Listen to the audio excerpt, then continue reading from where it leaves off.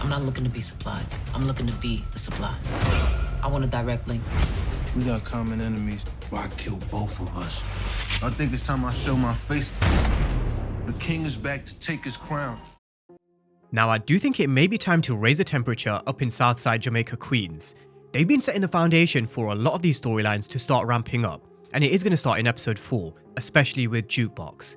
They've been teasing it on social media, with exclusive images and so much more. Are we set to see her first kill? We've also got Rock meeting some new players, maybe also troubled with law enforcement.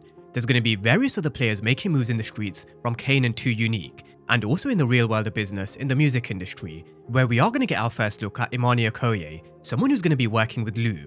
But there's a lot to unpack with these exclusive images, so as usual, we are going to be running through a quick preview of everything we can expect from episode 4.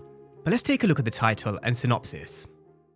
Now the title of episode 4 is The Way We Were, and the synopsis reads: Unique forms an unlikely alliance in his vendetta against Rock, which I do think is going to be Damon, but she's going to be inching closer to a new drug enterprise. Kanan takes advice from Snaps and Pop. Meanwhile with Jukebox, her new friendship leads to a violent encounter. Now I do think they first have to address the state of Rock's organisation at this current moment. We do know she wants to level up in the drug world. We're definitely going to see more moves in episode 4, but she went to see Joaquin because she wanted to connect to a heroin supplier who is currently supplying Tremont. We know Rock wasn't happy with the price increase of 20% from Quan, and in my breakdown for 402, I mentioned she had a couple of options, with one of them being move to a new supplier. Now she's actually going even one better, she's looking to become the supply. I'm not looking to be supplied. I'm looking to be the supply. So based on the conversation with Joaquin, based on Rock's ambition, and her looking to level up in the field, it looks like she's after some information from Tremont. She may even think that he's behind the hits to her organisation. However, if she does kill Tremont, what does it mean for Joaquin? Because this was one of his primeras. If she does, I assume she's got the thumbs up from Joaquin to get rid of him. If she doesn't, then I can assume she probably doesn't. And she doesn't want to cause issues with the Colombians, who she still has a very good relationship with. And we know in this game, relationships are really important. But we are going to see Rock meeting with a few new players, although we don't know who these guys are just yet. I'm sure we definitely will get an introduction. I'm sure Rock will get an introduction, and let's see what then follows. Normally Rock does get what she wants, but Joaquin did mention, nobody wants to supply heroin in Queens. It's way too much trouble. So let's see how Rock navigates these few hurdles, which I'm definitely sure she will. She normally does find a way to make it work. It's just, is it sustainable in the long term when the king is back, looking to bring down Rock's empire? Now we've also got her being visited by law enforcement. The picture description reads the two characters as Detective O'Leary and Detective Walton. But why are they questioning Rock? I think we all know the Thomases will never be off law enforcement's radar for too long. There's a lot of noise at this moment in time in Queens, which is tied to Rock.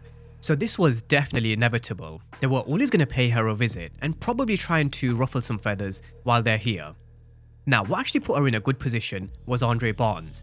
In 403, his body wasn't actually discovered, and again, that's another link to Rock. So is it time she finds out about Andre's death? Someone who had all the connections to law enforcement, NYPD, the Bureau, and he also had a mole within the FBI, who said they were willing to offer Rock a deal if she flipped on Stefano Marchetti. Could any of these guys be Andre's people, and could this deal still be on the table for Rock? Definitely something to keep in mind, if not for 404, definitely for the rest of the season, because her back will definitely be up against the wall, that's for sure. Now finishing up with Rock, we've also got her with Joyce Thomas. She's looking worse and worse as the episodes go by, and I think it's only a matter of time before she does go. But there is a lot of tension here, because there are a lot of secrets I'm sure they've been burying for many years. Well, it looks like it's time to kind of speak the truth, get whatever they need to get off their chest, because Joyce doesn't look like she's got very much long left. So let's see what kind of comes out of this conversation. You gotta understand, Kanan, that how people see you now is how they're gonna see you forever. How you want people to see you, Kanan? I want them to see me as me, not who my mother is. Now Kanan being mentored by Snaps and Pop, we're going to see the start of maybe a long-term relationship and partnership, whatever you want to kind of call it. We're going to see the start of it in episode 4.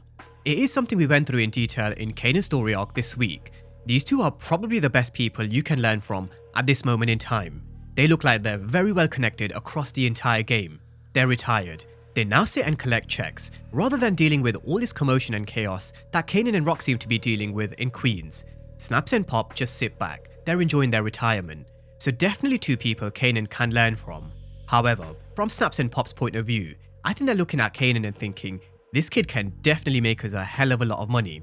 Which is why it probably makes sense Snaps is the one who's given Kanan the connection to Stefano. There's no way Kanan could have ever linked this meeting up without someone having connections. Which does look like it is going to be in episode 4, judging by what Stefano's wearing.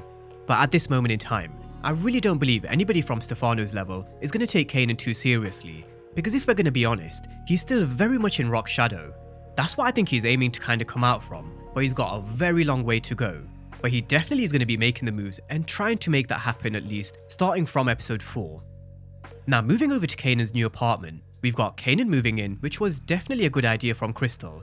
Otherwise, you just end up in a situation like the one we saw with OC towards the end of 403. And that's also something we definitely need answers to. I mentioned in my breakdown last week, Unique being here was definitely a red herring.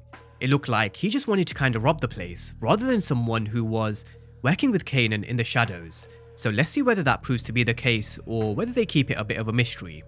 But definitely an awkward little exchange to come between Jukebox and Crystal. Now we've also got Jukebox holding an ice pack or a cloth on her head.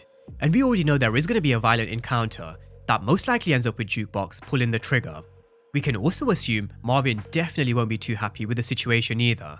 So I'm pretty sure we can also expect Marvin to get involved. But this is Jukebox's time. Her time to get her first kill. Time to get even deeper into the game. And as I mentioned in my breakdown for Jukebox earlier in the week, I wouldn't be surprised if whatever happens here just pushes Jukebox down the path of hitting robberies and hitting licks again rather than education. We know who Jukebox was in power, so whatever happens here with this violent encounter, where I do expect her to get her first kill, it's just going to send Jukebox down the wrong path, when all she was trying to do was make the right choices. Now we've also got Marvin meeting Early Tyler, and also a meeting between Early Tyler and Unique, and I think we all know where this is heading. Early Tyler playing between two guys who do not mess around isn't going to end well. Unique will at some point come out of the shadows. I'm not sure if it's going to be in episode 4, but we definitely hear him saying, "The king is back, and it is time he shows his face." And will that make Marvin look in Early Tyler's direction? At some point he is going to end up on the bad side of at least one of Unique or Marvin, maybe even both. So I definitely expect them to start planting some more seeds in terms of Early Tyler playing between both, and then it really is just a waiting game. I really don't believe Early Tyler survives. Now moving away from the streets and to the real world of business and the shady music industry, we've got Lou making his first moves and connections. He's going to be introduced to Imani Okoye. They're going to be working together, and they are also going to get quite close, which probably may not be in episode 4, but definitely something that will happen at some point in season 4. But with Lou, let's see where his partnerships go with B-Rilla, because he really is a wild card. He's raw, volatile, and I don't know if Lou will have the patience to continue dealing with his nonsense. So his relationship with Imani Okoye and also B-Rilla, let's see how he handles those hurdles, and also how he starts to settle back in Queens, a different environment, one that he has been in before, but this time he's in bed with men in suits and ties who are very crafty, and he certainly does need to watch his back. Now elsewhere, I really do want to see whether they give us more hints and clues around Famous. They have done so in 402 with the conversation between Marvin and Lou, and in 403, there were further mentions between B-Rilla, Lou, and also Jukebox asking Kanan whether he'd seen Famous and what the situation was. So I really want to see where they're going with this one, because if they do continue to drop hints, I'm sure we will get the answer pretty soon. I have been reading a lot of comments where some have been saying there is some kind of trouble with Antonio Ortiz, and that's why he's not on the show anymore, which, if that is the case, it really is a shame. But it could potentially explain why they've done it the way they have so far in season 4. But let's wait and see, let's not jump to conclusions just yet. Either way, I still don't think it looks good for Famous. But that's a preview of all things episode 4 based on the exclusive images, and it is an episode where I do think Jukebox may possibly get her first kill. If everything does match up, which it does look like it does, it really is Jukebox's time. So drop all your thoughts down below in the comment section, and as always, thank you guys for watching, and I'll see you next time.